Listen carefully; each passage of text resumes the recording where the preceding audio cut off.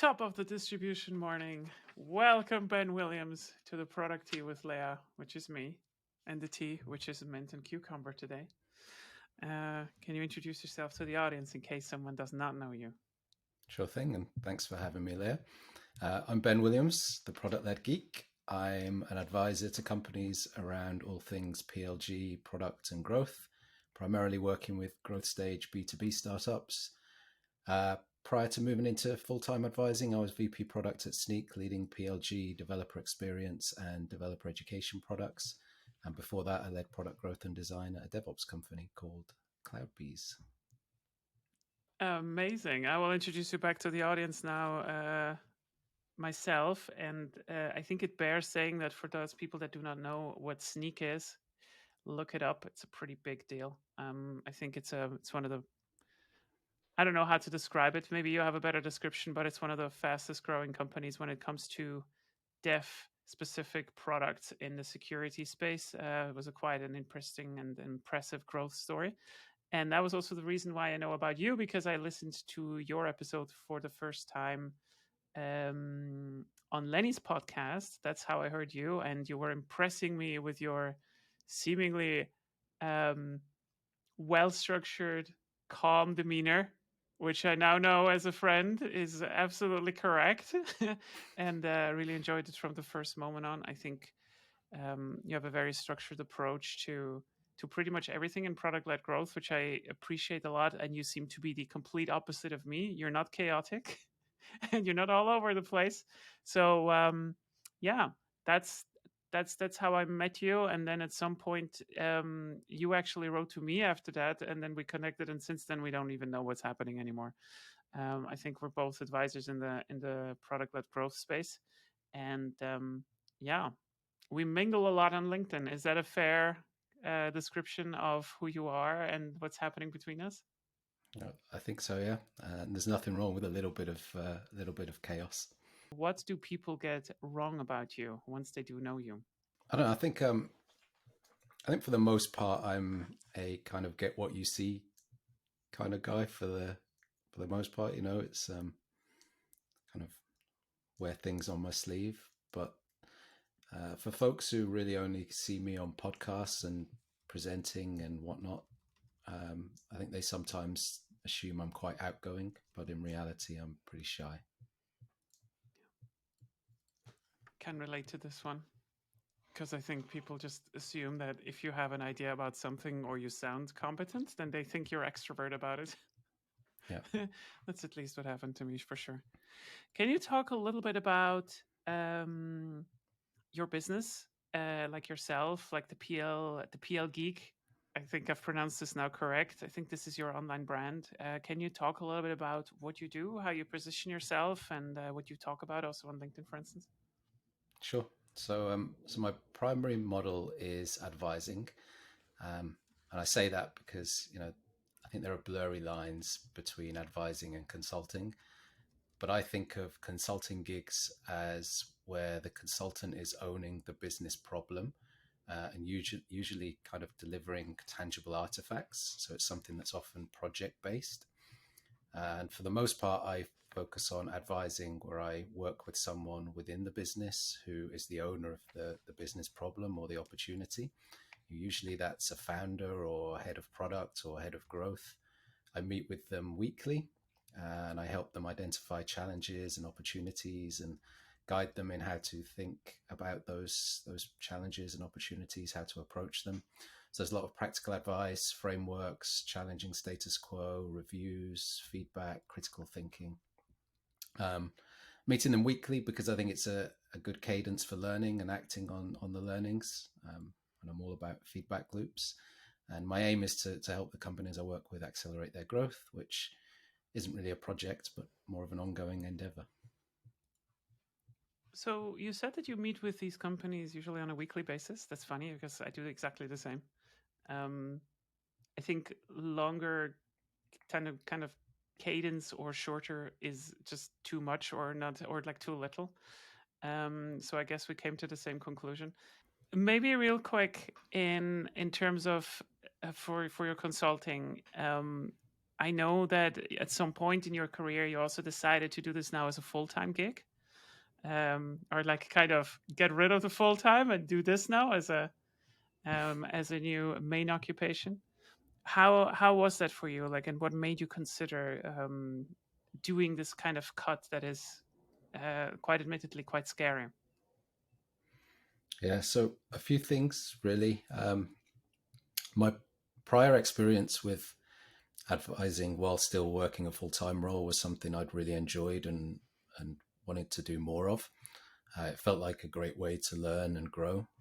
But far and away, the biggest reason I didn't pursue another full time operator role was to be able to spend more time with my family. I have two kids, Leo, who's 6, and Ella, who's 4. And before COVID, I was traveling an awful lot, and I missed more time with them than I like to admit. Turns out that being a head of product and part of the exec team was a pretty busy gig. Between board meetings, conferences, product summits, sales kickoffs, analyst briefings, exec meetings, or whatever. I was maybe away from home 2 to 3 weeks out of 5, which is just too much.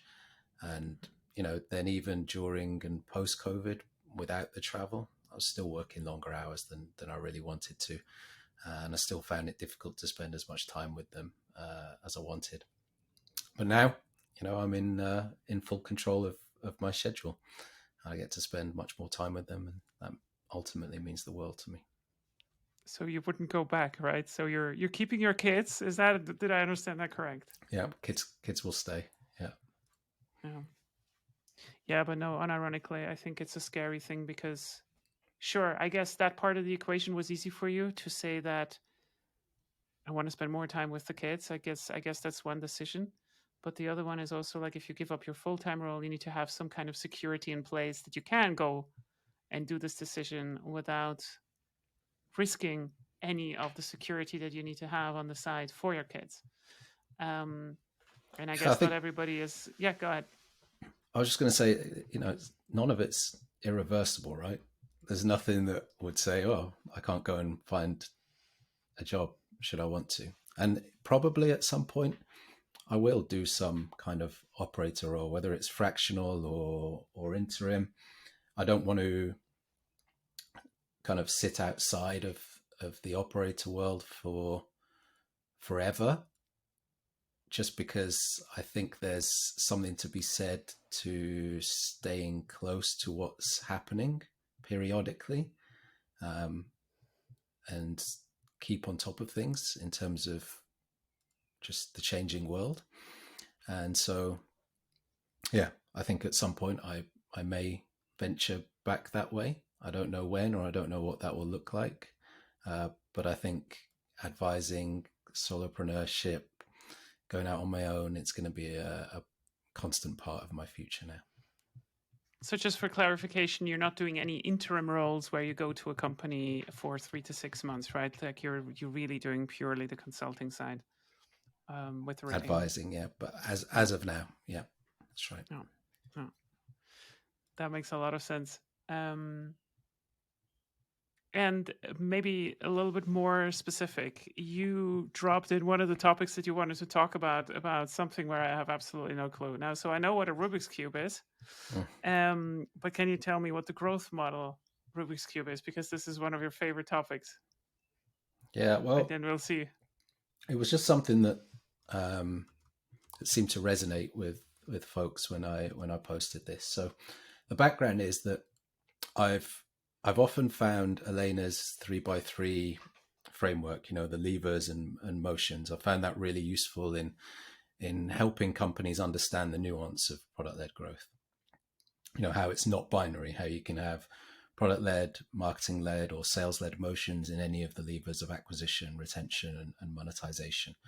But in these conversations, I'd also then go on to help folks understand that most often the choices you make are not binary at all. It's that with growth motions, it's very rarely do this or do that. It's usually an and. So acquire users through marketing motions and via product virality, monetize via self-serve channels and through sales teams. So the conversation gets this extra dimension then of time. How will you sequence the motions? In what order? Are you trying to kickstart product-led acquisition through a marketing-led motion? When will you start to introduce a revenue team? And when you add that third dimension, you then get a 3 by 3 by 3. So growth motions, growth levers, and growth phases.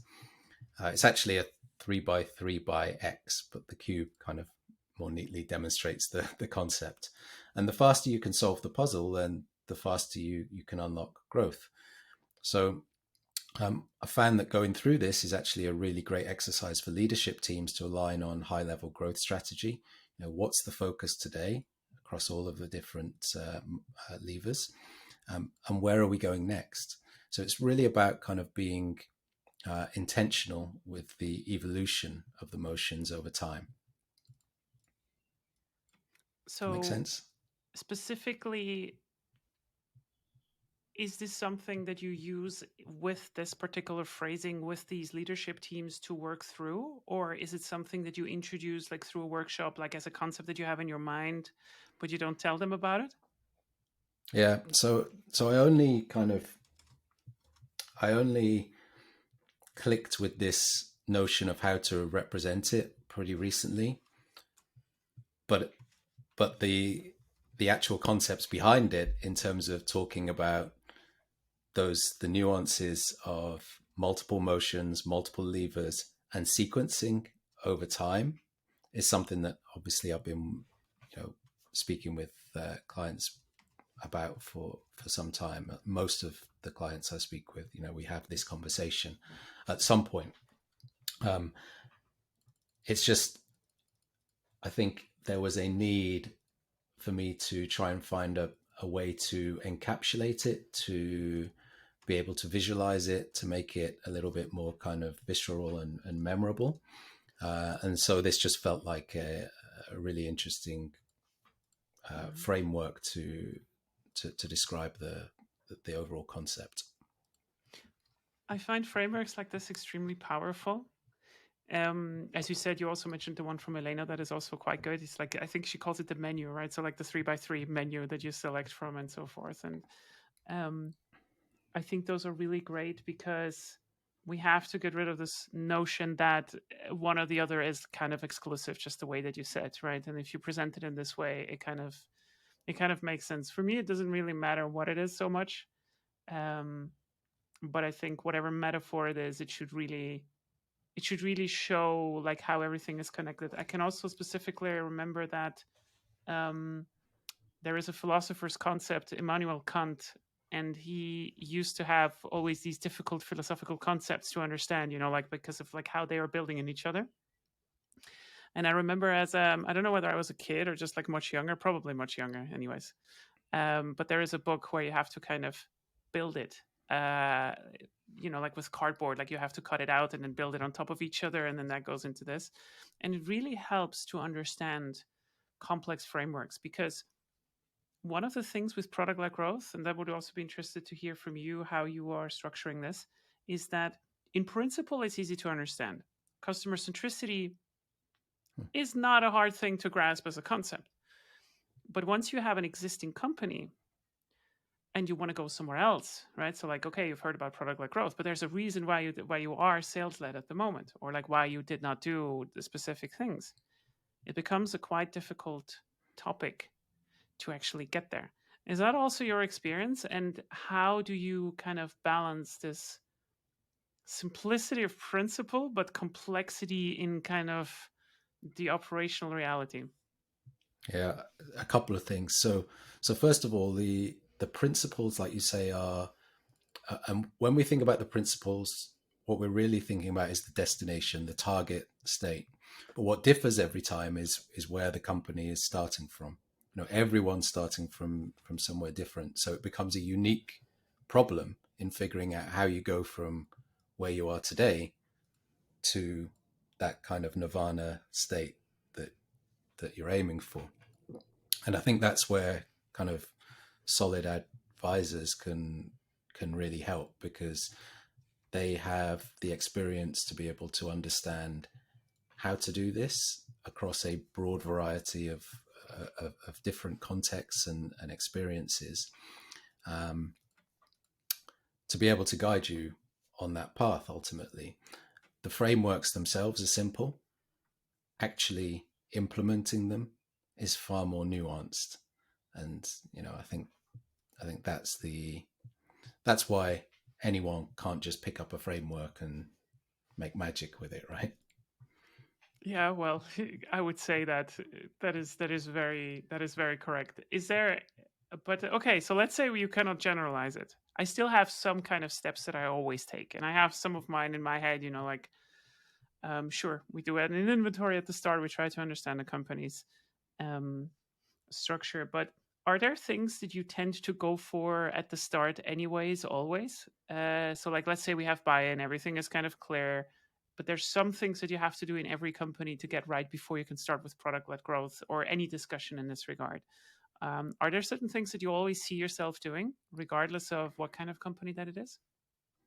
Um, I don't think always, no, because again, where the company is starting from, one company has a very mature data infrastructure, another has next to no data. You're going to need to get that company with no data in a much better place there before you can move forward, right? So there's going to be different things that you need to focus on, but ultimately there are I think we all have a set of things that we know need to be in place for product led growth to really work, and so we'll have that knowledge and contextualize it with the specifics of what we're seeing at the company, and kind of work with the folks at the companies to determine the right way forward based on that. So you kind of got me there because I wanted to say like, ha, but there is something that you always have to do, but you already covered it. It's kind of like the data infrastructure because I feel like there's almost always in every consulting gig that I had so far, you could always improve something about the customer success because there is kind of a reason why you're being called. And usually there is some improvement potential on the definition of like the four stages of customer success. So like when is a customer really successful and so forth. But yeah, as you said, I mean, there are varying degrees of, how do you say, like existing data excellency. But I think getting data right is an incredibly difficult job, especially at scale. It's very easy to implement systems that never get switched out. Some events that have spelling mistakes in them, and nobody discovers it until 2 years later. And stuff. Um, Yeah. all of this is quite fascinating. But yeah, as you said, it probably starts with data anyways, because we need to understand what's going on in the business. And if you got this right, then it's off to the races. Yeah. Yeah, and I'm a big fan about companies being very intentional with the data they collect, as opposed to a kind of just instrument everything and we'll figure it out later.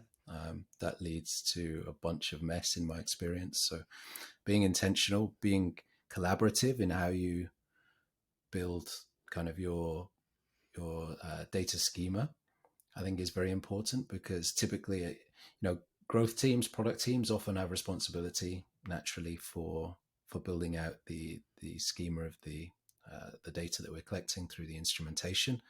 But there are stakeholders across the business in who's going to be beneficiaries of this data, and so decoupling that kind of schema design from the implementation and involving cross-functional representation in designing the schema makes it typically, in my experience, more useful when it's instrumented and you start to get the data flowing. And then there's a couple of solutions out there for this, but ensuring that you can validate your schema through your CI process to make sure that the events that have been implemented by engineers are conformant with the schema that you've designed.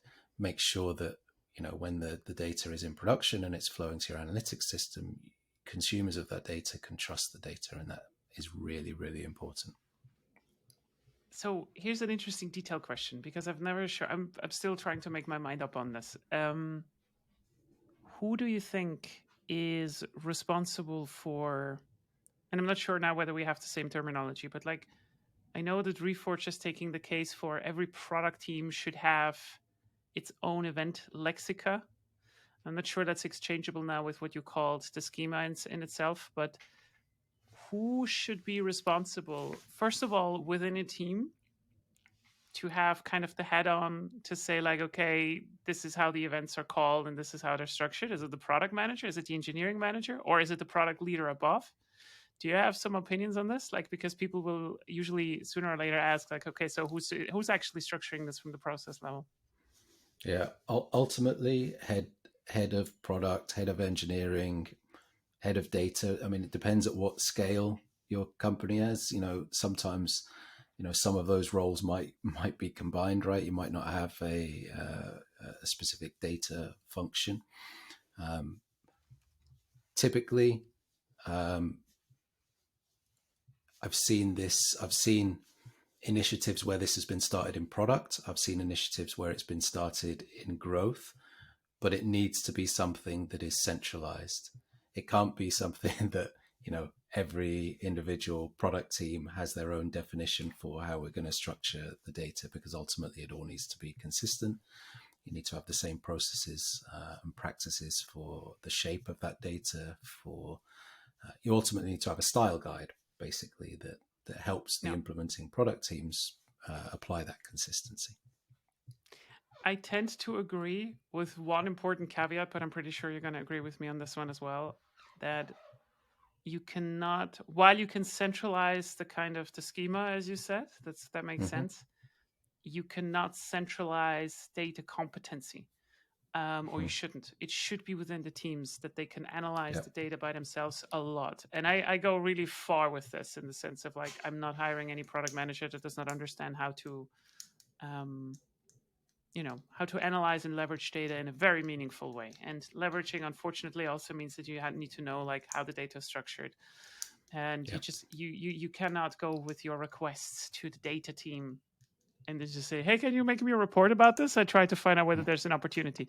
Usually, Well, research is just more structured, is unstructured like this, right? So, like, you start with something and you're like, "Why does this look so weird?" And then you kind of go into it and you're like, "Oh, that's interesting," and that's not something that you would see on a standard dashboard. yeah, it's an important point, and actually, the entire reason for standardizing on schema, for having a consistent style guide, for not just collecting everything, is actually about consumability of the data, which makes it easier for for PMs or anyone else in the business to self-serve that data, to answer their own questions about that data. There, there are always going to be the types of questions that can't be answered within a couple of hours. Might need several days of kind of spelunking through data, running regression models, and so on to come out with answers. And that's where um, research data teams can thrive, and Yeah, for particular sure. kind of data science teams supporting product and growth. But day to day, you know, yeah, I'm entirely in agreement. Let's say I agree on that if the question is very, very specific and requires an in-depth analysis, like as you said, a regression analysis or whatever, then let's go to the data team. But the other problem is that if you go to someone outside of a team to do something for your team, then you don't have ownership. And I guess, especially if one of your OKRs is like, okay, we're going to improve a very specific customer group, then that's just going to be very difficult if you're not part of this particular product team or growth team that has to deal with this particular product group. So yeah, I guess the answer is always a little bit more Uh, complicated than just saying like centralized or not. yeah, I think where it starts to become critical, though, that's where most successfully, that's where you start to think about having dedicated data functions supporting data people supporting specific functions. So, No, you know, particular decision science resources aligned with the growth team, and then it's not about kind of going off and outsourcing that work. It's about them being part of the team and helping the team answer questions, or even more proactively than that, which is typical when you have someone in growth. Those folks going out without being asked to and uncovering the kind of insights that are only possible from someone kind of really deep in the data for days on No. end. Okay, cool. No, I think that makes sense. So then let me ask you a data question then, all right, specifically. Do engagement metrics get enough love in your opinion? Most definitely, they do not. I am shocked. What's happening, Ben? Well, there is a ton of content out there around activation, right?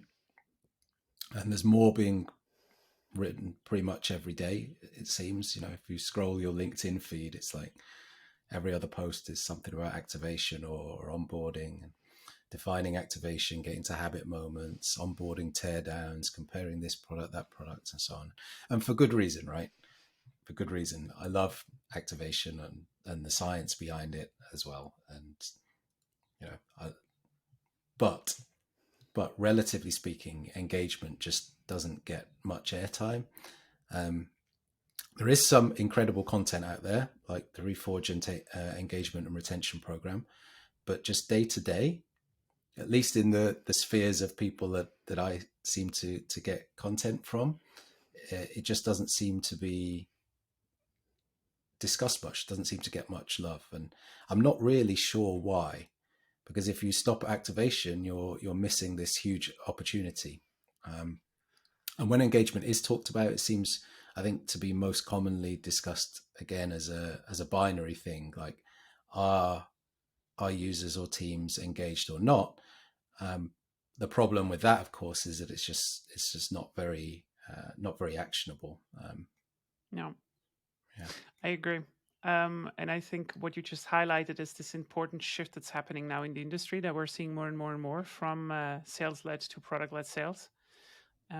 Because in order to determine whether a lead is a good acquisition source and is going to stay with us in the long run, we need to look at engagement in some way or form. And that can be engaged with the product or engaged over a specific time or, like exerting a specific, whatever it is. I mean, but essentially, I mean, engagement is in the end an indicator for retention down the line. And well, increasing by retention is definition incredibly is. hard. Yeah, Yeah. I But mean, by definition, it is in retention, right? If you're engaged, then by definition you're retained. But it needs to be something that people apply. And I don't know whether it's just companies haven't got that level of maturity yet.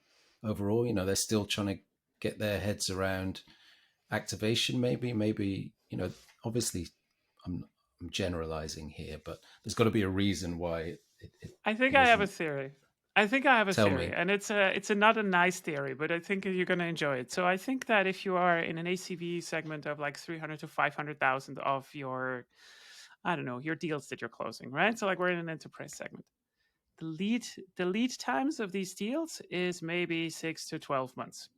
That's kind of okay, right? So like you could still close those, but they usually run longer than like 2 or 3 years, something like this, right? Because these are big deals, so you want to close them for a long time. Unfortunately, that time frame is longer than the average duration of a Sales rep stint of a tenure. person. Yeah, exactly.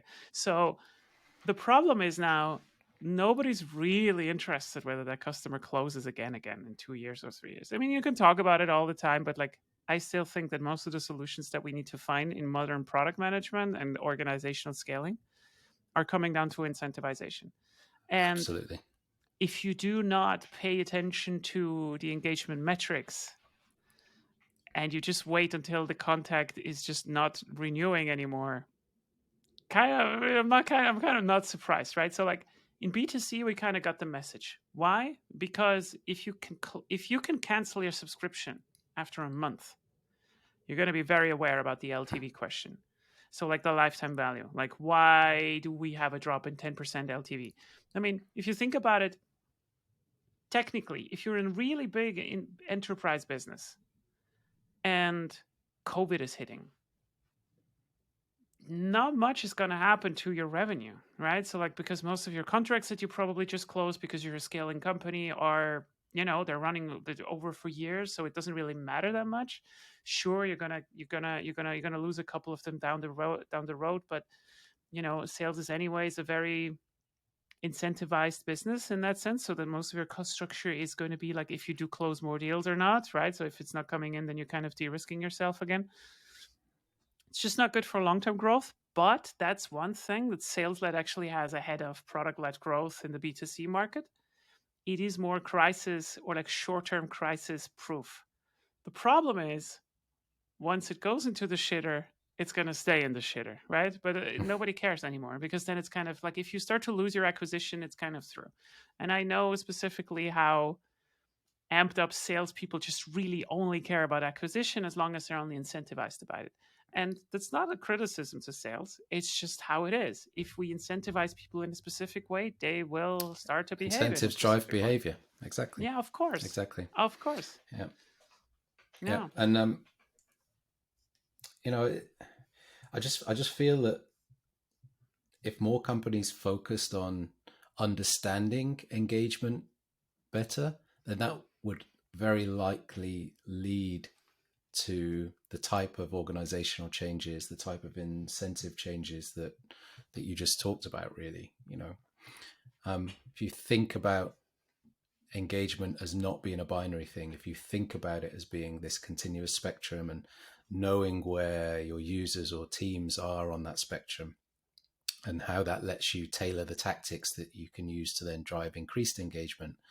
And then, if you're doing that, then if you're tracking it at the aggregate level across all your users or teams, then you can start to capture the distribution of teams that are using the product along that spectrum of engagement.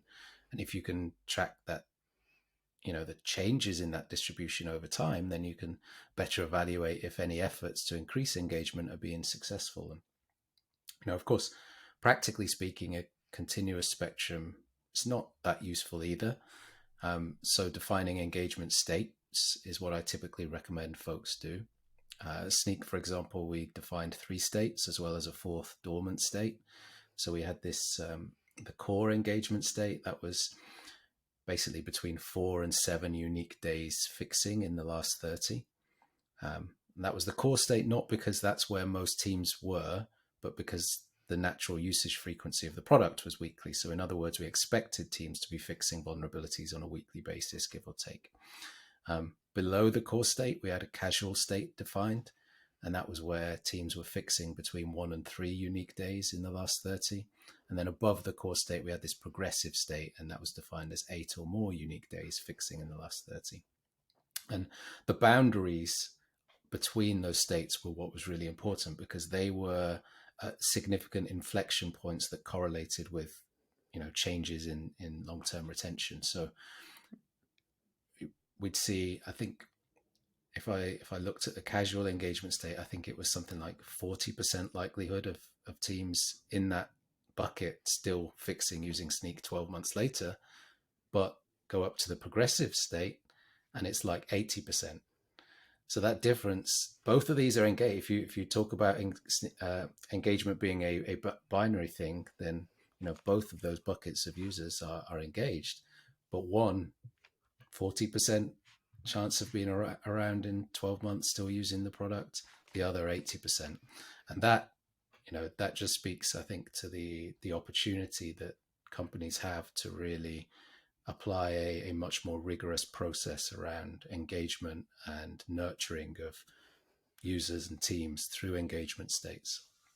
Yeah, 100%. And I think I can also expand from this from small PDF's perspective, because this is also another thing. Like engagement is not, as you said, I mean, you said this, right? It's not a binary thing, but like you can also measure the breadth of engagement, especially if you have a multi-tooling software.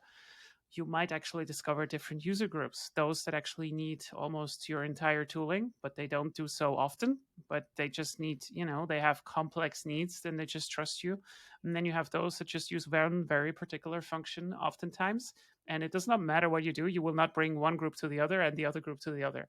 But they are fundamentally having different product experiences. And then you can actually start to see differences in patterns, difference in LTV, and you can start to target and develop their product. I think one more particular thing in this regard is that if you really believe that you should develop the best product in the world that really wows people, then in the end you have to anyways let this be created through your own employees, and those employees should also be engaged. If you want to call it that, it's an engagement metric as well, right? So like if people are participating, if they're collaborative, the way that you said, the more that they are, I strongly believe if you have the good processes in place and you do talk a lot to the users, and your people love it and they see the insights and they use them by being engaged, you have the same thing, right? So like it leads to a good product.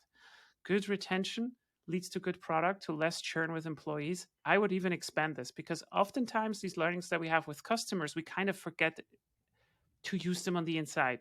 It's not just about having a good enough product that we can sell like crazy. No, no, no, no. This is a perpetual state. We continuously have to evolve with the markets. And everybody that's not getting this message in this market that is going to change dramatically, dramatically, um, is just going to get left behind. I don't know. It's just, product management itself, creating good products will never be fully automated because there's probably always some kind of state where machines are not. And therefore, you need to be really careful with finding insights and leveraging them. It's going to be easier for sure because we can get rid of some annoying tasks. But, in the end, you need to have collaboration and you need to have good engagement from your employees. That's what it Yep. is. And you're always going to search for good engagement with your customers. It's never going to be a different. Yeah. No. I've heard you talk about some of that before on, I don't know if it's on this podcast or elsewhere, but that it's a kind of virtuous cycle, right? Companies who are not just superficially trying to implement PLG, but are weaving it into the fabric of the company, into their DNA, and it's going to naturally lead to the kind of behaviors within the employee base that I think is at an individual contributor level, at a manager level, just more rewarding, more enjoyable to work in that environment, direct kind of source to user impact. So yeah, couldn't agree more. I guess the most silliest experiment that I have, or like metaphor that I'm using with people to explain them this, is that if you have a child and you look for a nanny or someone to watch the child while you're doing something else, you're not giving them $50 and you tell them, "Hey, here's $50, love my child." It's not how. Like, no, you're going to grade whether this is successful or not by how whether it matches, right? So like, does the child feel safe with this person? And then we can talk about money. It's not about, oh yeah, I need this person that's fine $50. It's not what it is. Hmm. I need some kind of connection to this. And this is also the same with people. I cannot force someone to care about customers. This does not work. I need to, sure, you want to incentivize on them and stuff, but like, if you do not, um, if you do not manage to show emotions from your customers with using your product, and it can be the driest product in the world, the moment someone screams or cries on screen because they lost something or whatever is a very strong thing, and it's almost impossible to not care. And I know I'm a little bit of hippie in this regard, but hey, I mean that's how I look at it, and I think it's pretty fair, in the end. It's you have to care for people, inside, outside, everywhere. Yeah, I don't Doesn't think work. there's anything controversial about that. Nothing too Yeah, hippie-ish about it either. Not in today's in today's B2B SaaS world, at least. Not in the yeah. sphere that I operate in. I hope some of my former managers are seeing it because there were horrible dinosaurs. Sorry, now you heard it. I think we're at the end of this episode. So, Ben, thank you very much for joining me. And please tell me, like, just as a last thing, how should people get in contact with you? What can people do to make your life better? Cool. So you can get in contact with me on LinkedIn is probably the best place. So I'm sure you'll share the link in the show notes here. But I love speaking with founders. I love hearing what you're up to. I love learning about the problems and challenges that you have. And if you think I can be in any way useful to you, then I'd love to hear from you. That's amazing. Thank you so much for joining me. I think this was a great conversation. Thank you, Leah. It's been a pleasure.